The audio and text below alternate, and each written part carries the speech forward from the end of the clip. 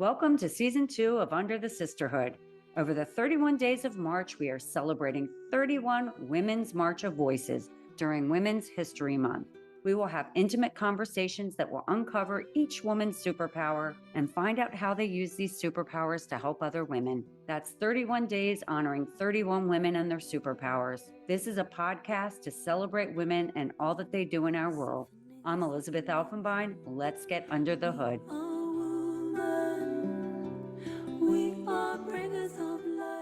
Today, we're celebrating Beatrice Bee Arthur. Bee is a daughter, sister, friend, women's advocate, mentor, curator, linguistic professional, TV personality, and a renowned fashion designer. Bee is of German, Polish, Russian, and Ghanaian descent and was born in Odessa, Ukraine. She graduated from the University of Ghana with a BA in linguistics, sociology, and Spanish literature. After completing her national service with the Ghana Tourist Board, she entered the fashion scene through the back door, and shortly after, she surprised herself and the world by winning the Kora All Africa Fashion Award in Sun City, South Africa in 2001. She went on to take the fashion world by storm, participating in over 10 international fashion events, both in the African continent and in Europe. Aside from fashion, Bee Arthur is also a TV personality. She was on the Ghanaian talk show Today's Woman for several years and later became one of the 3 judges for the Malta Guinness Street Dance Competition. Bee has collaborated with USAID on gender-biased projects focused on empowering women in northern Ghana, and she has also been part of campaigns by UNAIDS to promote safe sex practices in Ghana. Bee is a polyglot. So when she is not designing, decorating exteriors, or curating art exhibitions, she translates texts for the BBC Radio or works as a press assistant to the renowned contemporary artist, Professor El Anatsu. I am so honored to be celebrating Bee during Women's History Month. Welcome. Thank you, Elizabeth. Thank you so much for inviting me. It's an honor to be here. Oh, no, it's such an honor to have you here. Your story is amazing. So I'm so excited to be celebrating you on Women's History Month. So why don't we get going? Sure. So the first question is, what's your story? As I said, you have a very historied past and current. Tell us your story. Tell the women around the world. Oops. I wonder where to start from. So I was born in Odessa, as you mentioned earlier, to a Ghanaian father and a mixed mother. So, different origins, Polish, German, Russian, in a very mixed city. So Odessa is like a melting pot of cultures, honestly.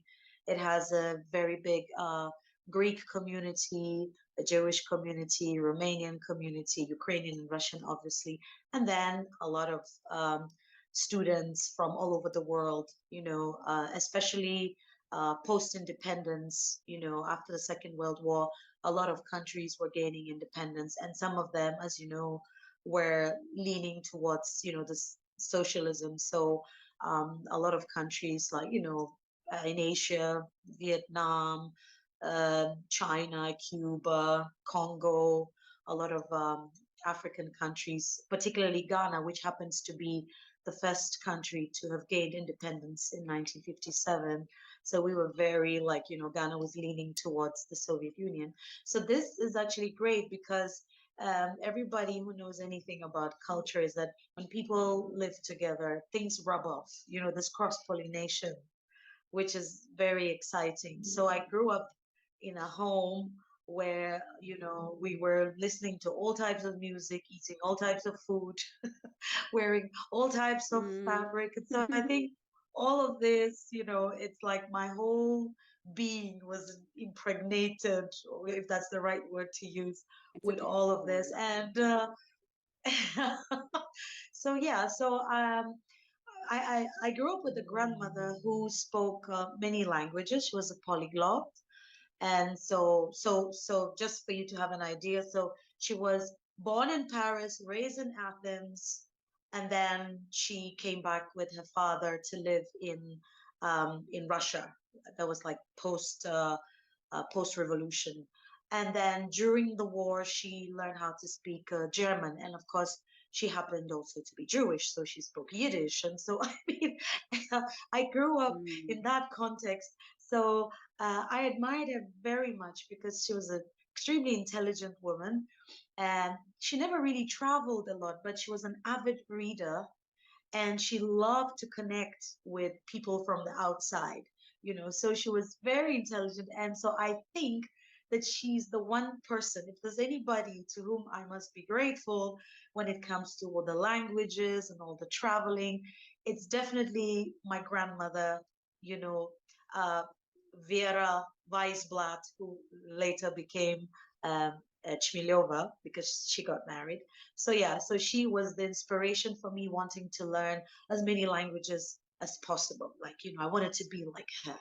So basically, that's probably how come I ended up studying linguistics and sociology, because I'm sure those, the listeners would know that sociology and linguistics intersect. There's something called sociolinguistics, which is like the importance of language when it comes. So I realized growing up in Odessa, which like a lot of places definitely there was some racism, but I realized that speaking the language, thinking like the people, talking, walking, doing everything, people with time tend to look past your skin tone and they accept you if you speak their language. So I already realized that as a child, but then I went further to study it because it was very interesting for me how language is a glue.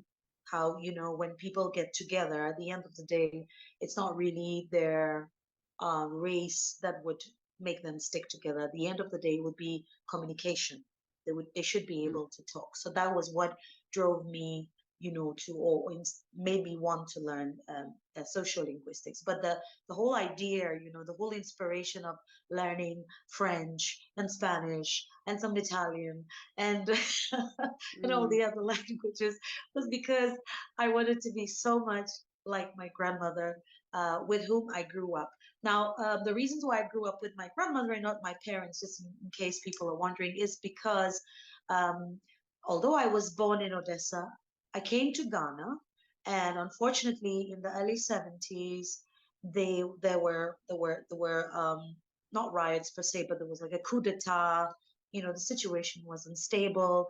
I was very young, and with my younger sister, eventually my parents decided that it would be safer for us to probably temporarily go back to Odessa, stay with my grandmother, and when things sort of like settled, then we come back home, because ideally they should grow up with their parents.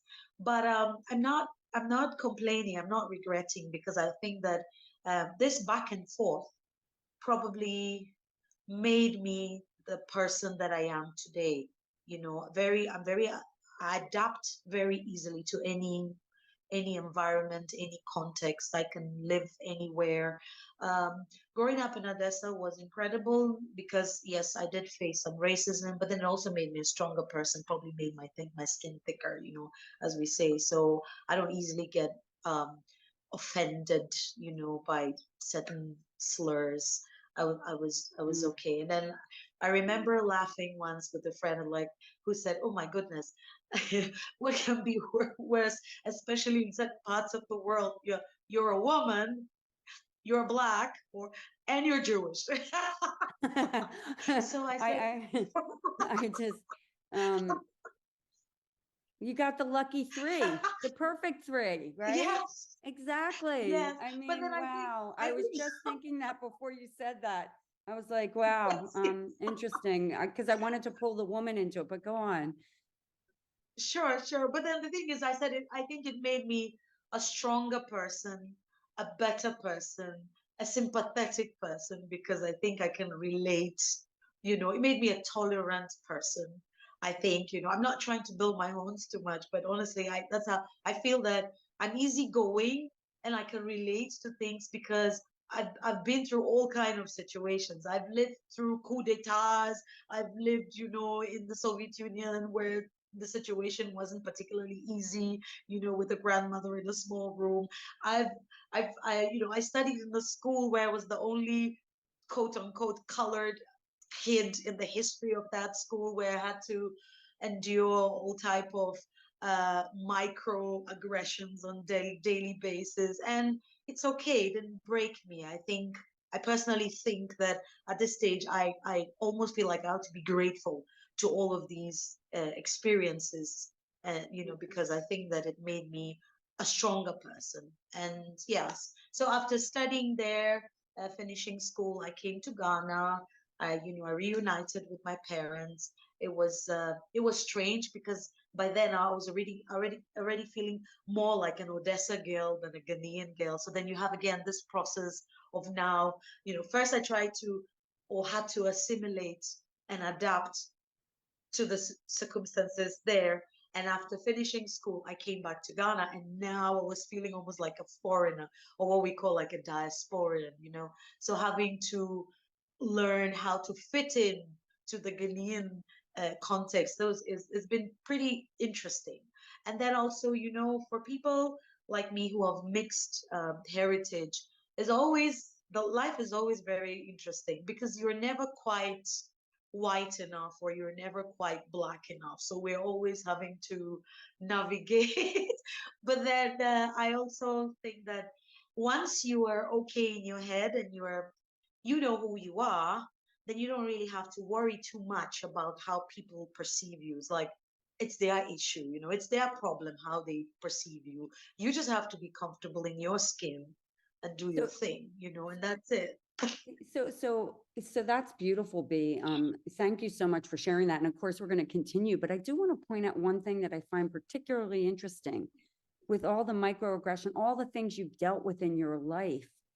You choose to Yeah. look at all the gratitude for how strong it's made you, how resilient, all these resiliencies, all these things that helped form you, the woman you are today. And what's interesting to me is there's zero anger in it. There's zero, I don't, it's interesting, the word tolerance, and I'm Jewish. I have been bullied. I had a lot of microaggression, but I don't have, my skin color is my skin color. I don't stand Sure. out as Jewish, although with my last name. And I think it's just interesting, tolerant,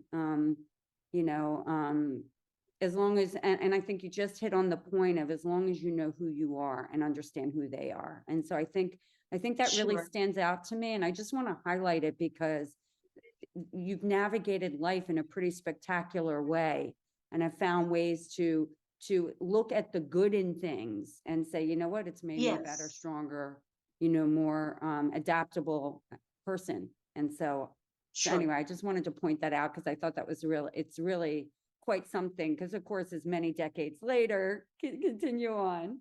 It wasn't easy, to be honest, because I was so happy to go back home. In my head, I felt like I was going back home just for me to realize, upon my arrival in Ghana, that Odessa felt like home. So I was a bit lost. I was thrilled to be reunited with my parents, with my younger sibling that was, he was too young to go to Odessa, so he stayed here with my parents.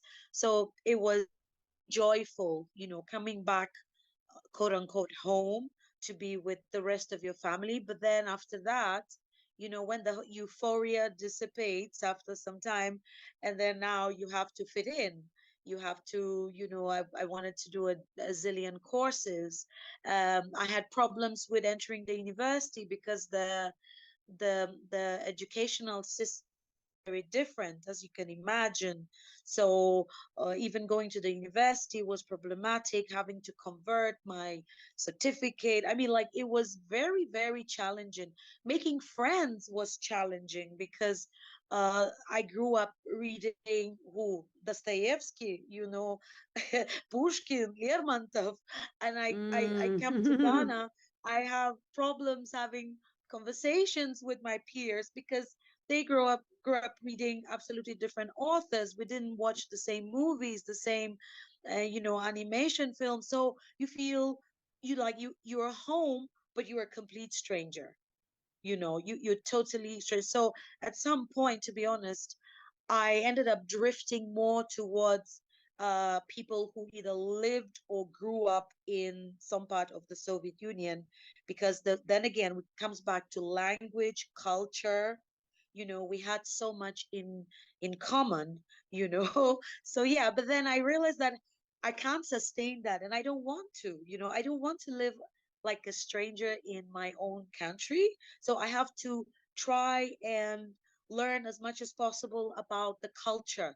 So, I wanted to know everything, the symbolism, um, the textiles, the food, everything. I guess that's what, as I said, one more reason for me to learn, or to rather to read sociology at the university, because apart from universal sociology, we also have what we call the Institute of African Studies.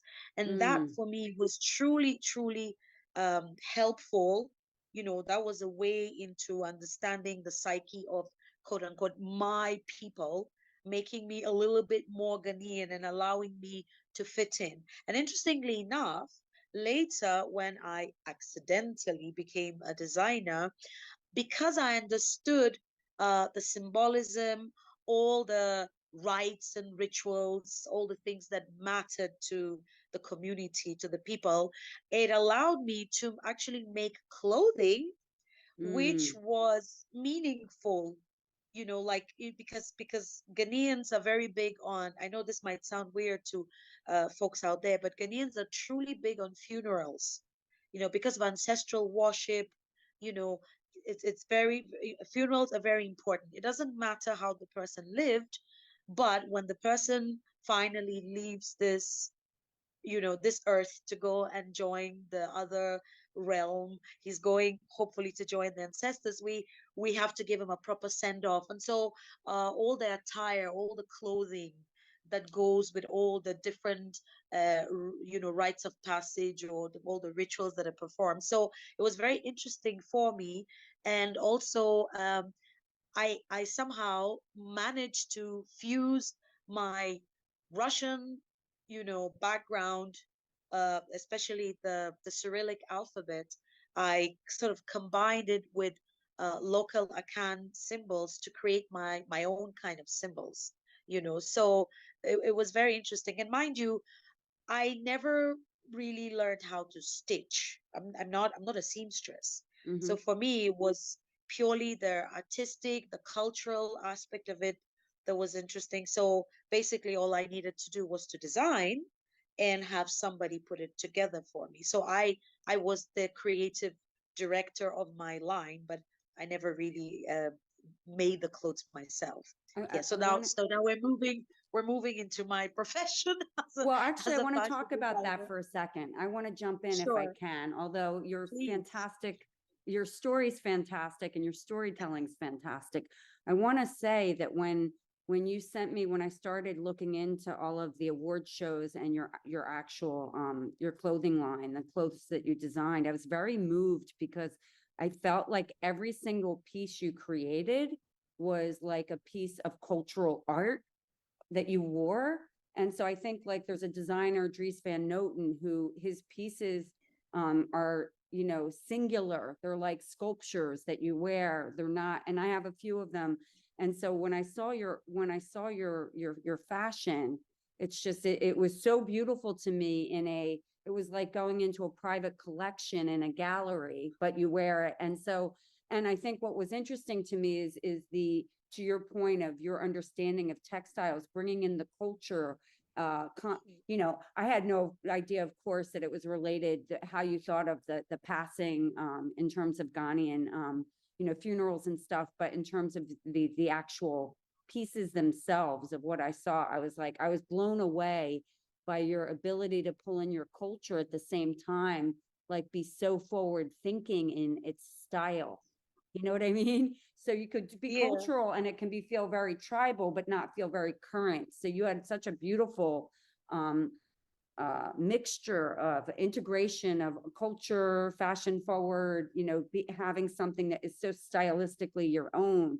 And it's interesting as you tell us your history of being someone who, is blending language, sociology, when you look at fashion, going back, mixing multiple cultures, and really having a point of view. So I just wanted to highlight that because the work is art. It's art and it's beautiful and it's, yeah, it's a statement in Thank terms you. of who you are. So. Thank you so much. I think also coming from a city like Odessa, where like fashion was paramount, like Mm. even back then when you would think of when you thought of a communist or a socialist country, you would think of boring clothing, everybody looking alike kind of thing. Uh, in my city, people would save every penny.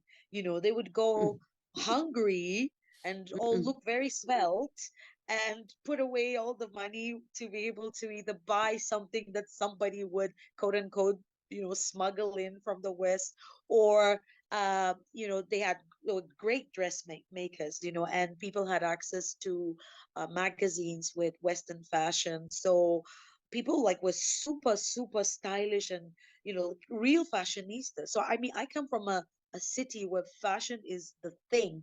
So there was no way that I was going to do anything that could be termed as African garb. I hate the term. There was none of that. There were the beautiful traditional outfits that are worn to specific traditional functions, as we call them here.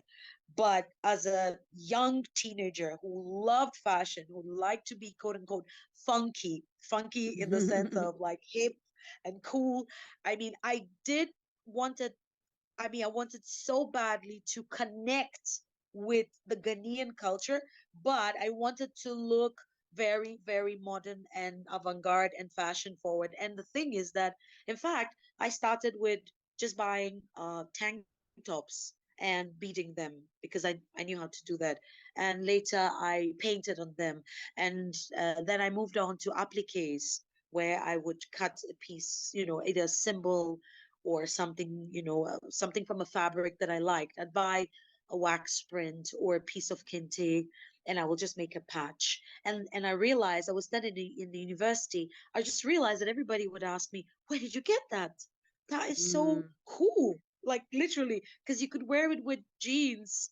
It looked very fashionable. It looked very funky, hip, modern, whatever you want to go. So I said, okay, there is a market for this. People want to look like this. Everybody was asking me, where did you buy this top? It's beautiful. Did you buy it outside? Like they were convinced that there was some Western designer of African descent who was making these clothes outside and somebody was important. And I'm like, no, I made this myself.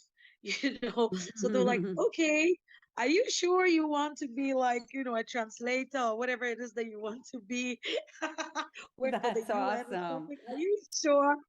I'm like, well, yes, but I don't see why I can't do that and not be fashionable and stylish and fashion forward. So yeah, I think that all those comments and compliments and encouragements somehow at the back of my mind, probably subconsciously, I started. It was there. I knew that okay, if everything else failed, I could give this a shot, and I knew that I didn't have to be able to sew myself. I just needed a workshop with a couple of very good tailors or seamstresses, and I would just tell them exactly what I want. But then all the artistic aspect, which is painting, hand embroidery, sequencing, all of that I did myself because for me it was important. It was very important that I do some of the work with my hands myself. It was not just about I'll design it and then give it to somebody to do it. I wanted that all the arts, because I always saw myself as an artist. I never thought of myself, to be honest, as a dressmaker. So I said the dressmakers will do the outfit, whether it's a shirt, trousers, Mm. skirts, whatever. But then when it came to the adornment, embellishment of the outfit, I want to do it. For me, it was a joy. So It's that's kind of how I like your started. signature in a way. It was kind of like your signature by going in Yes, and doing that because it made it personal. absolutely. Each piece Sure. became very personal, right? Each piece became personal. Each piece was unique, because that was another thing too. I don't probably I'm doing psychoanalysis here. I think that because I was never really given the opportunity to blend in, even when I tried, you Mm, know, regardless of where I lived, whether it was in Ghana or in Odessa, I never really could blend in. So then I came to a stage where I realized that, okay, this is fun actually. I don't have to look like anybody. It's actually freedom. I can do anything I want. I can wear love what I it. like. I can do whatever I want with my hair. Because no matter what I do, I still won't look like anybody, you know. So, so for me, when I finally came to terms with that and accepted it, I said that, okay, then I don't think that anybody has to look like a clone of another person. I don't, the whole uniformity thing is like, no, it's not necessary, because everybody is an individual. Everybody's unique, and everybody can look unique. And I don't understand why everybody wants to wear the same outfit. So when I started a business and customers came to me, even if they wanted a dress, I would always tell them, how about if I customize it for you? So that, Mm, when you go to that church or that wedding mm, or that funeral or whatever, that cocktail, even if you bump into somebody who bought a similar dress here, yours is different somehow, there's a little something on your outfit that's like, and it's like, oh, really? I'm like, you can do that? I'm like, of course, I can do that. I wow. can paint on it for you. And then also, what's interesting is, if you know a little bit about, especially West African fashion, we're very big on embroidery. Like, we're very, very big on embroidery. And so I think that, I don't think, I know for a fact that I'm the first designer in Ghana who replaced embroidery with painting. So I started Mm, painting on clothes. Later there were younger designers who came, and then they followed the same path. But at the time, I was the only person who was painting. So even that, like, oh wow, a hand painted outfit, that is so interesting. That's so different. So yeah. And for me, it was that was it. I loved it. So I always saw myself as the artist, which is very cool, because when you travel to francophone countries, they always refer to fashion designers as l'artiste, which is mm, something unfortunately we don't mm. do in Ghana. So this whole thing of being an artist is like, yeah, I'm an artist. I'm not Why? I'm not a dressmaker.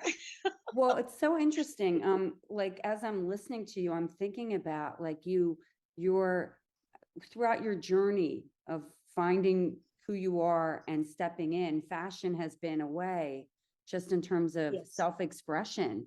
I mean, even your absolutely. hair, it's all about self-expression, and you knew to do that at a young age. You fell in love with fashion. And by the way, I love fashion. I have my designers and a certain brand.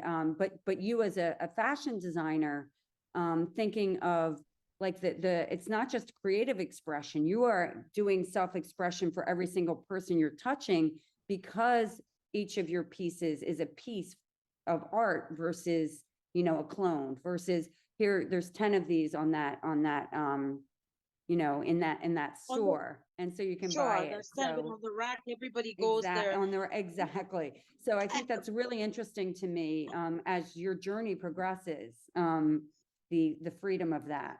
Mm. Yes. With my hair, the story is this. Um, First of all, I realized very early that, okay, I need branding.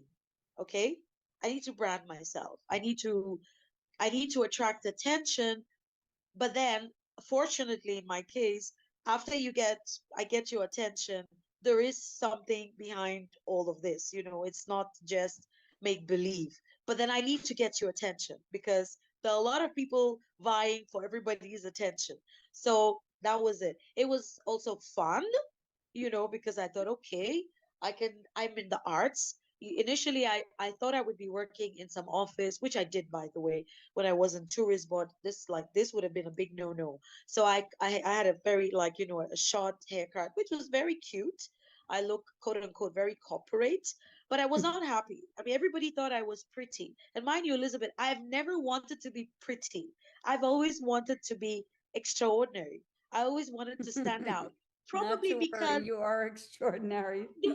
I mean, what I'm trying to say is there's another aspect to it, which I now, as an adult, I now understand that I wanted to give also people another reason to look at me. I didn't want to be that mixed race girl, that brown girl. I Mm, wanted to distract people from my race with something else about me. I wanted to, when people spoke of me, I wanted them to say, oh, that woman with the wild hair, oh, that designer with the crazy hairdo. Like, I would rather be referred to as that mm. designer with the crazy hairdo or hairstyle or whatever you want to call it, than to be constantly referred to as that mixed race woman or some other terms that we use locally that I personally don't like, which, refers. So it's like constant reference to my skin. So now, if you want to reference my difference, that I'll give you something else I think to that's stare at. brilliant.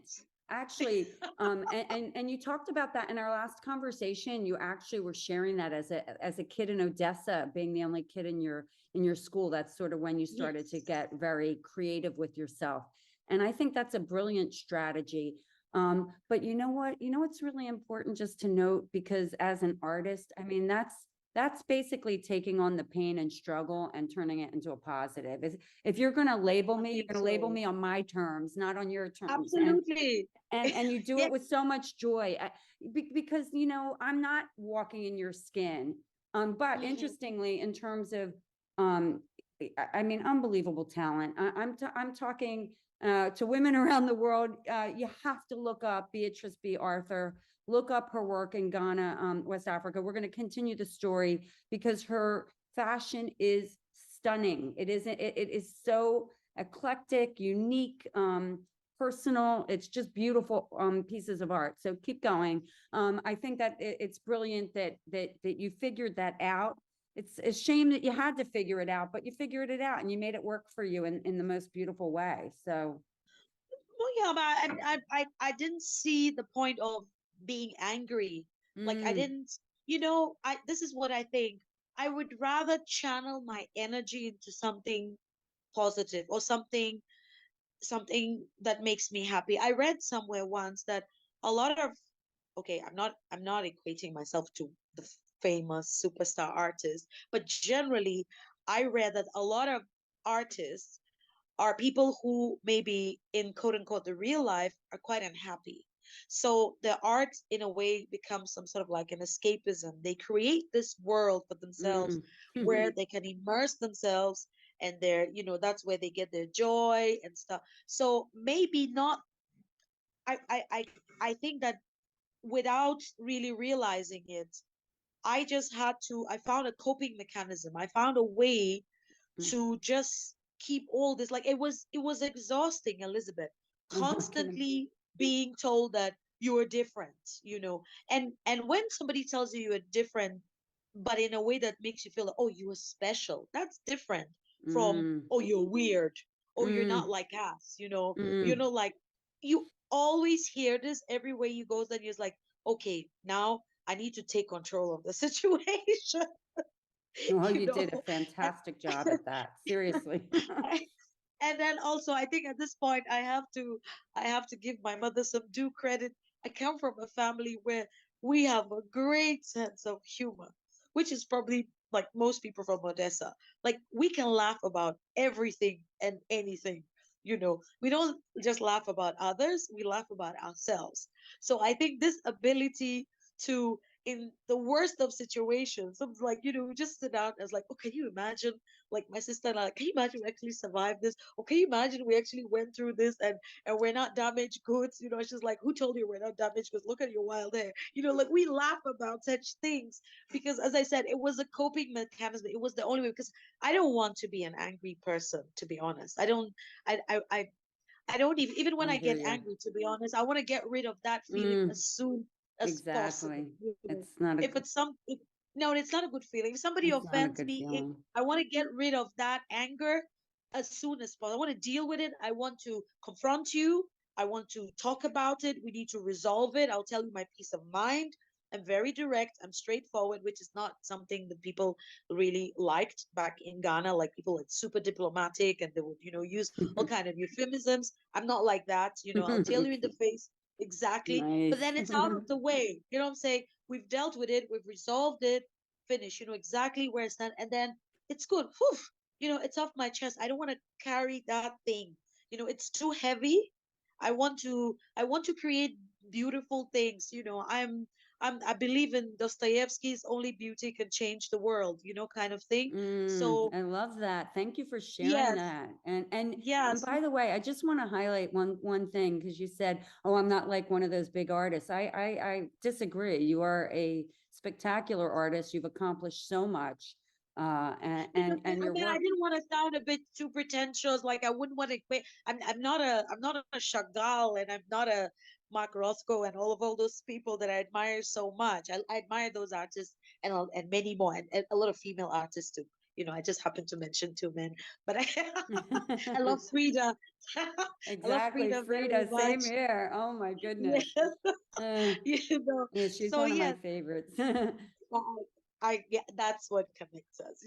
So yeah, Mm, so basically, I'm thinking that if I can be positive, and I've been through all type of situations, then now when I'm talking to somebody, another woman or another person or another artist, I'm coming from a place of empathy because I'm not just like, sitting somewhere in my comfortable home and telling you, oh, it's okay, things will be all right. No, I'm honest. You know that when I'm talking to you is because I understand what you're going through, because in my own way, maybe I haven't been the exact same situation, but I've also had to endure all type of trials and tribulations, and you know what I'm trying to say here. So I think that's, as I said, all those experiences, I think, made me a better person.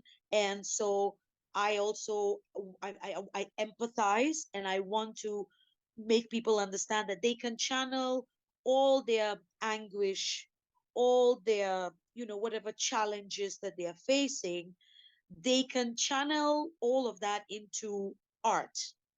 And art is everything. Art is poetry, art is music, art is dance, art is fashion, mm. decor, you name it. All of that is art. You get me? So channel all of that. Channel your frustrations into that. Let's make the world a better place. You get I me? love it. I It's love it. pointless. It's pointless to be angry, and let's support each other. And support is not just I'm giving you money. Support is mentoring. So, Support so is, giving you advice. That's what I think it's important, for me, especially now, where I am now in my life. I feel that, um, in my case, I don't have children. So I'm thinking that the only legacy I could leave behind is, fortunately, okay, my some of my works have been they are in books. I'm very happy. I'm grateful. Shout out to Professor Christopher Richards, who is in New York. I'm sure he will be listening to this podcast. So mm, shout outs to him. He's been very supportive. He loves my outfits, and so yeah, I'm happy. There's also Renee Mendy, who like in 2002 or so, she also wrote a book and she included me. So yes, there is my name probably will not die with me. But as I said, I think what I truly want to do is impact other generations, and whether it's girls or boys, and it doesn't really matter. But I would like to be able to, um like, for example, we with Becky Levine, my friend, who's also from New York but currently in Ghana. She approached me because she knows I love art. I'm mostly working in the art space now, uh more than in fashion. Although, like, I'm back and forth. Fashion is my first love. So I always say I've retired, but I always end up going back to it. So now mm, that I'm in the art space, so Becky got in touch with me and said, B, I'm thinking that we could take kids from some of the, underprivileged mm. areas. We could take them maybe on a tour or an excursion to a museum. They've never set foot there. And you're the one who knows how to talk and you're the one who knows much more about art. Like, I don't know much. So then you could be the one to show these kids the different techniques, the different media that they could use, so that was very exciting for me, like it wasn't about, oh, how much money am I going to get out of this? It was more like, oh, this is great. We're going to take these children to this, to a museum, which, by the way, it's free, but they don't even dare to enter because their parents are illiterate. Nobody told them they can go to a Mm, museum.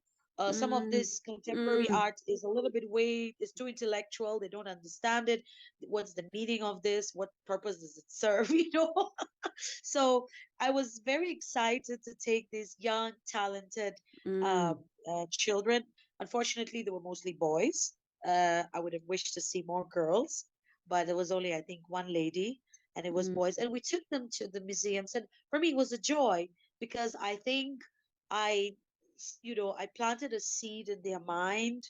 They entered a space that they never thought, like, they were going to enter, or whether they were allowed to enter.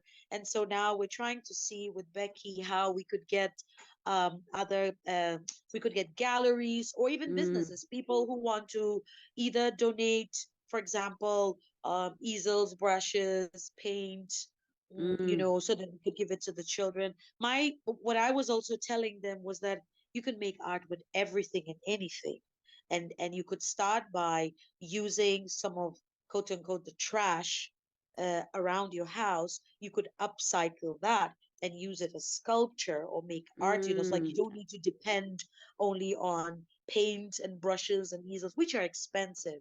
And mhm, then you also, there's another thing, Elizabeth, that's very important for me as a Ghanaian. People being over dependent on external help. It's not healthy.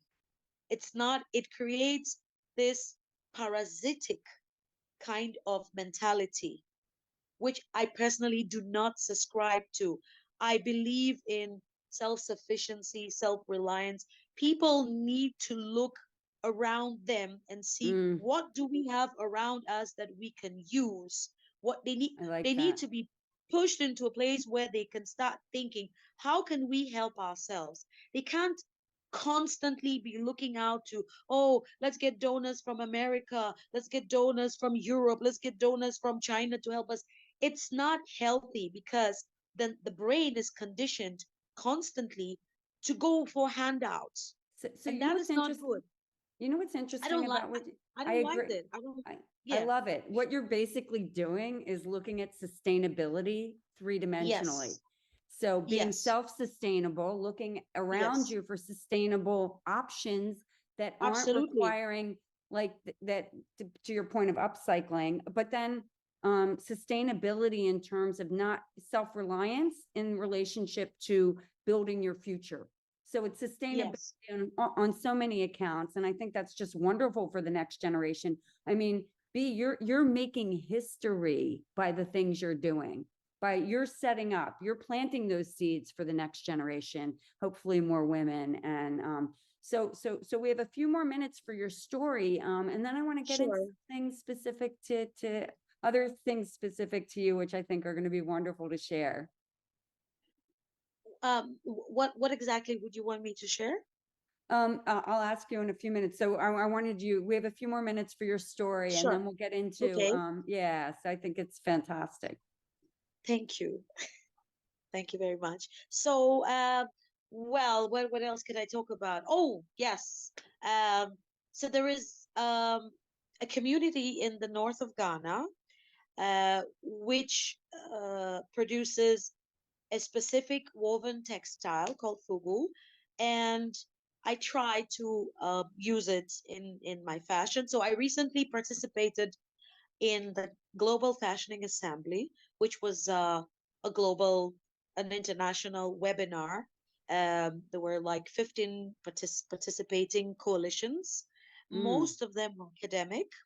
I was recommended to them by uh, Professor Christopher Richards from Brooklyn University and by Professor Amanda Maples of North Carolina Art Museum. So they kind of like recommended me to the Global Fashioning Assembly, and so then I have I represented Ghana on this, global forum webinar. And it was great because it also gave me, most coincidentally, most of the coalitions were made up of women, uh, Awesome. which was very, very, yes, it was great.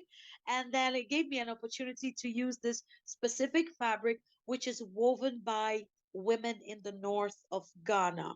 So Mm, I was very happy because in those communities, sadly, uh, when you're in the south of Ghana, you feel like, okay, Accra, when you're in Accra, apart from my internet that drops every now and then, you could be in New York or you could be in Paris, when it comes to a whole, it's like it's a big city, it's a capital. But the moment you move, a little bit, in hinterland, when you go inside the country, there are some places that you feel like, oh my goodness, uh this is like the 17th century, and it's not only with infrastructure wise, but it's also mentality wise. So mm, women are, I don't want to use the word oppressed, but they're underprivileged. They don't have access mm, to a lot of things. They don't inherit land. They can't, it's they do all the heavy, or all the jobs that men don't want to do. Like, for example, when it comes to shea butter, which is one of our cash crops, we export it to the whole world, but it's so labor intensive. All of this is sort of like the job of the women. So being, obviously, I mean, I have to use the F word now, which is feminist. I can't start the idea of women in 2022 being oppressed, I being know. forced to Mm, do all the dirty work. So, in every way that mm, I can support, any initiative, anything that is done by women generally, and in this case, specifically women from the North, I do. So, for me, it was a great opportunity to use this cloth, in this case from a very specific collective, which is basically young ladies who were like street girls. They were either thrown out of the house, or they were, the young prostitutes or whatever. So mm, there's a friend mm, of mine who created this collective. So he gets these young women to into his workshop. He teaches them the skill. He mm, gives them the loom. He teaches them how to weave, and then so now they feel like they're part of something. They feel loved, uh, and also they're learning a skill which mm. empowers them, so now they don't have to be on the streets. And then he also helps them to sell this cloth. So I make it a point, I cannot help the whole of Ghana, but I can partner at least with one specific collective and try to support them in any way I can. So I've bought a lot of their fabric. I've tried to get my friends to buy the fabric, Mm. but I also don't believe in doing things out of charity. So I don't tell people ever to buy cloth because, oh, there's some poor girls dying of hunger, so buy the cloth. I say these are girls that have been taught how to do this fabric. It is beautiful and it's well done. So you're Mm, buying a quality product. mm, You're not buying it for the sake of buying it because you feel sorry for them. I don't think mm. that is dignifying. In the end, it's you're not really doing anything good. But so the I girls know that they have to do a good product. And then if the product is good, I will then promote it. I will use I it love it. personally, and I will promote the fabric. So that's in my little way or small way, that's what I can do to support, in this case, women of northern Ghana. So, That's, so I think, that's about it for now. well, I mean, your Unless you have story is any more incredible. questions. No, no, no, your story is just amazing. And we could talk for hours about it. And you kind of answered the third question, but we'll go back to that. I really want to know if you were to simply put or multiply put, what would you say your superpowers are? Because clearly you have so many superpowers, but like what comes to mind when you think of that for yourself? My superpowers? Um, I think that I'm creative and I like to share. I don't believe I'm not a hoarder. I think if I have knowledge or something, I want to share. I want to empower other people. I like the idea of other people. Like I think we need to everybody needs to there should be cross pollination. People should if they have something that would allow the other person to stand on their feet. Like I always say, I don't believe in charity. I believe in empowering somebody so they can stand on their own feet. And and then my mother always tells me, if you help somebody to stand on their feet, they're not going to come knocking on your door asking you for help. So in a way, by helping them, you're helping yourself.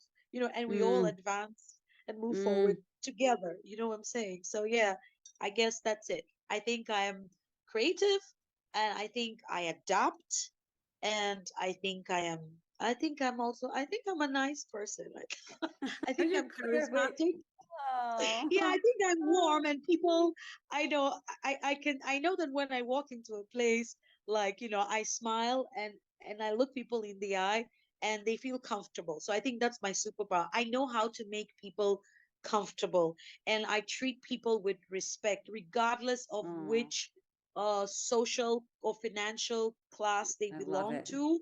I I'm love that. very comfortable with like super rich people. I'm very comfortable, but then I'm also very comfortable with, as a, grassroots people, simple people. And I treat everybody equally with respect because that's what I want for myself. So I think, yes, That's that's not it. only beautiful, I couldn't agree more. And those are wonderful qualities. And I think you are just such a warm human being. You do make people feel comfortable. And you know what? You make them feel seen. You make them feel seen and acknowledged. And that's just really beautiful. This next question builds on what you were talking about with how you support and help the women in northern Ghana. But I'd really be curious, like coming at it, how do you use these superpowers, your creativity, your kindness, your your disarmament, if you will, to help other women? How do you use them? Well, as I said, when it comes to the collective in the North, I do everything possible to um, advertise or publicize. So as I said, so this is it. If you just see the piece of cloth, it's beautiful, but it's just a piece of cloth. So my way of making people get it, to get them enamored, for the lack of a better word, to get them to love the cloth is to create with it. So I use it and I do fashion shoots and I make it look very avant-garde. I show that you can use it for decor, you can use it for garments, you can use it for anything you want. You can make table runners, cushions, whatever. So Mm, that's how I feel I am helping them to promote their cloth. And and I actually don't do this for money. So I buy, even though I am promoting them, I buy the cloth from them. I don't get the cloth from them for free because I know that they need the money. They need the money. They work hard and they need the money to sustain themselves and their families. And so I buy the cloth, but nevertheless, I still use it and use it to promote them.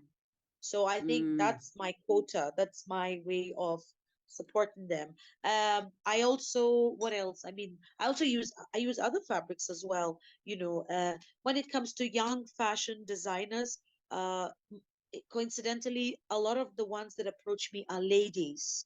So that's also another way of supporting women. I try to guide them without imposing too much of my own personal style because I don't want to do that, and I don't want them to copy me, to be honest. As you know, I like people to have a unique style, whether as individuals or as designers. So I always try to make them understand that they need to develop a signature style in whatever it is that they do. It's better to do simpler things but well finished. Things should be mm. properly done. So yeah, so things like that. I also try to support young artists. Like I'm not a fine artist in the sense that I don't paint paintings and I don't necessarily make sculpture, but because I've worked for an art collector for over 10 years. So I think I have a very good eye for art. I've also worked with or still on and off with Professor Anatri, who now doesn't travel as much as before. So, he's become more sedentary. He's in Ghana. So basically, as I said, I don't do all of that press stuff that I used to do for him. But the point I'm trying to make is I have had the opportunity to be next to great artists. I've seen great art. I think I have a very honed eye. So even when I'm with artists, fine artists, I can still give them some, uh, my opinion, because how artists, it's a very personal Mm, expression. So you can't really tell somebody, don't paint this, don't paint that. So yeah, but when they ask me, that's the thing. When they come to me and they ask mm, my opinion, mm-hmm, then I can try and give them some of my what I think, is direction. I think you do this better than you do that. Maybe you should focus on this and not that. So that's all I can do, to be honest. I can just share my passion. I can share my knowledge. I can use my YouTube channel to promote people. I go to events. I'm not paid. I go to all art events in Accra. I go to fashion shows. I go to people's studios. Anything that I find beautiful or nice or interesting or thought provoking, even if it's not beautiful, but it's meaningful, I will make a video. I will, interview whoever it is, and I will put it out there. And mm. that's my contribution. Well, wow. I don't even know what to say. I mean, I'm in so much awe of you. I went to art school in Brooklyn, New York, and it was, one of the best 4 years of my life.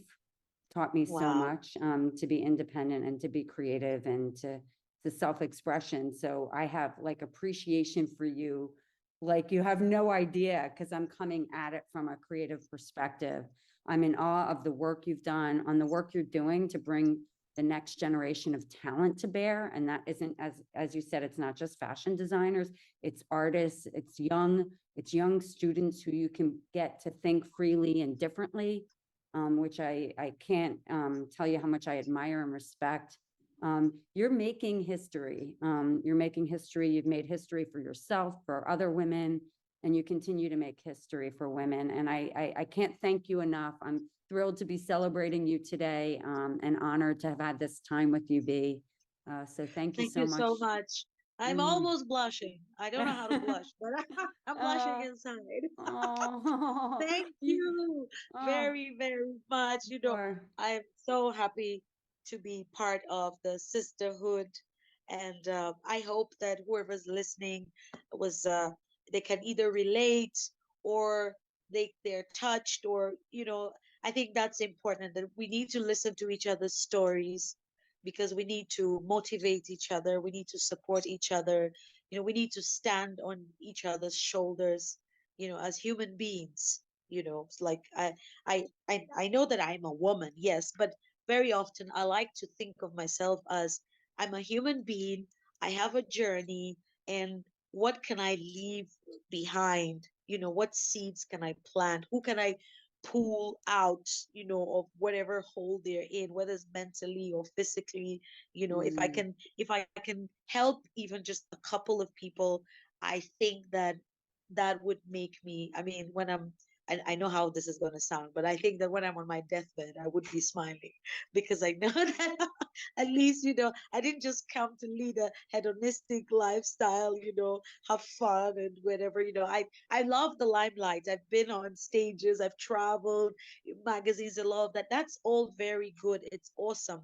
But for me, it's like, if all of that can also now help me to have some uh, clout or authority to be able to pass something on, impart something, and impact the lives of other, be it young women or young artists, then I think that I would be able to say that I lived a happy and a good life.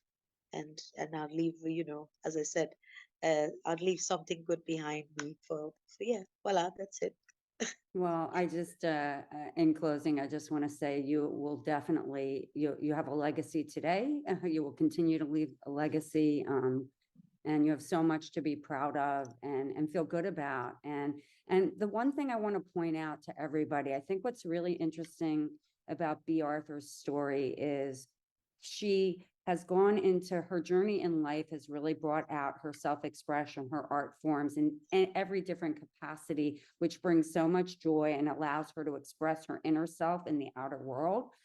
She does it with joy, and to her point, she can be on stages and receiving all these awards, but then there's this other side of service that she puts out into the world and gives back and is really helping the next generation. So as I said, you're making history, you're amazing, and I'm just in awe. Thank you for today. Thank you too, Elizabeth. Thank you so much. It was a pleasure. Thanks for listening to Under the Sisterhood. If you haven't already, please give us a quick rating and review on Apple or Spotify. And make sure to follow us on Instagram, Facebook, and LinkedIn so you can hear from more amazing women. This podcast is created and hosted by Under the Sisterhood LLC and Elizabeth Elfenbein, produced by Elizabeth Elfenbein and Zach Slaff, and edited by Zach Slaff. The music is by Ayla Schaefer, her song, Rose.